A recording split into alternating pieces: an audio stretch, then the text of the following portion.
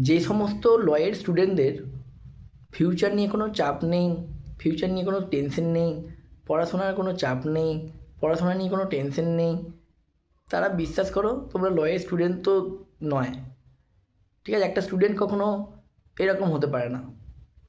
যে কিছু ল জানে না, সাদা জামা কালো প্যান্ট পরে ঘুরে বেড়াচ্ছে, তার বাবা মাকে ভুল বোঝাতে পারে, পাড়ার লোককে ভুল বোঝাতে পারে, কোর্টে গিয়ে সাধারণ মানুষগুলোকে ভুল বোঝাতে পারে। ঠিক আছে, নিজেকে ভুল বুঝিয়ে রেখো না। তোমরা নিজেকে প্লিজ অ্যাডভোকেট ভেবো না। যারা ল পাসও করে গেছো তারা শুধুমাত্র এটা মনে রেখো যে একটা সার্টিফিকেট পেয়ে গেলেই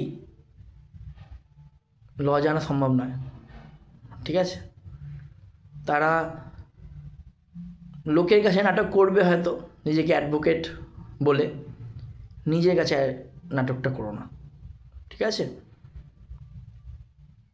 যদি কিছু ভুল বলি ক্ষমা করার দরকার নেই, যদি কারো গায়ে লেগে থাকে তাহলে তাদের জন্যই বললাম।